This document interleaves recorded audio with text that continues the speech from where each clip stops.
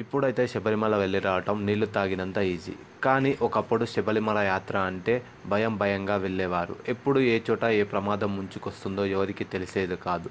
అప్పట్లో శబరిమల వెళ్ళటానికి ఎలుపేని మార్గం అనే ఒక దారిని ఉపయోగించేవారట.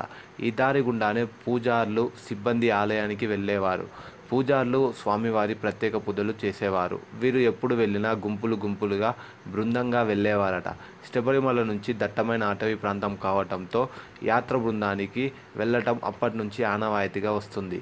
ఇప్పటికీ అయ్యప్ప భక్తులు అలానే చూస్తున్నారు. 200 సంవత్సరాల క్రితం 70 మంది శబరి యాత్రకు వెళ్లారని, ఆ సంవత్సర ఆదాయం రూ. 7 రికార్డులో పేర్కొనబడింది. 1907లో శబరిమల గర్భగుడి పైకప్పు ఎండుగడ్డితో, ఆకులతో కప్పబడి ఉండేది. అప్పట్లో గర్భగుడి ఏకశిలా విగ్రహంగా చేసేవారు. 1999లో దేవాలయం అగ్ని ప్రమాదం చోటు చేసుకుంది. దేవాలయం మరల 1909 నుండి 1910 సంవత్సరంలో పునర్నిర్మించారు. అప్పట్లో శిలా విగ్రహాలకు బదులుగా పంచలోహాలను తయారు చేసేవారు. అయ్యప్ప విగ్రహాన్ని ప్రతిష్ఠించారు. అప్పటి నుంచి పంచలోహ విగ్రహాన్ని పూజలు చేస్తూ ఉండడం గమనార్హం.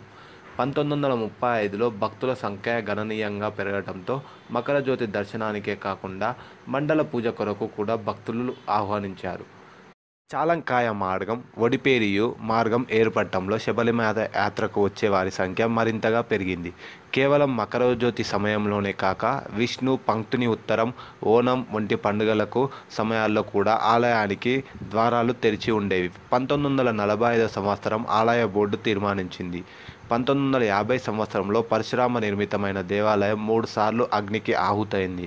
మరలా 1951లో పంచలోహ విగ్రహాన్ని చెంగనూరు నుండి తెప్పించి వేద పండితుల మంత్రోచ్చారాలతో మధ్య ప్రతిష్ఠించారు.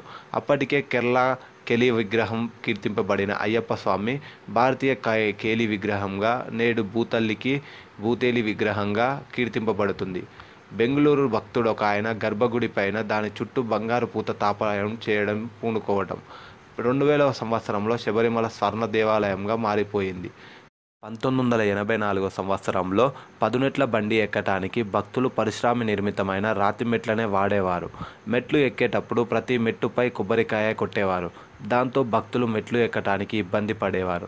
ఇది దృష్టిలో ఉంచుకొని బోర్డు వారు 1980లో పదునెట్ల బండికి పంచలోహ కవచాన్ని మంత్రోత్తరాలతో చేశారు. స్వామివారి ఆభరణాలను పందలంలో భద్రపరిచి ఉంచుతారు. అక్కడి నుండి ప్రతి ఏటా మకర సంక్రాంతి నాడు పెట్టెలలో భద్రపరిచి ఆభరణాలను 11 మంది 3 రోజుల పాటు మోసుకుంటూ వచ్చి 84 కిలోమీటర్ల ఉన్న దూరంలో శబరిమలలో చేరవేస్తారు.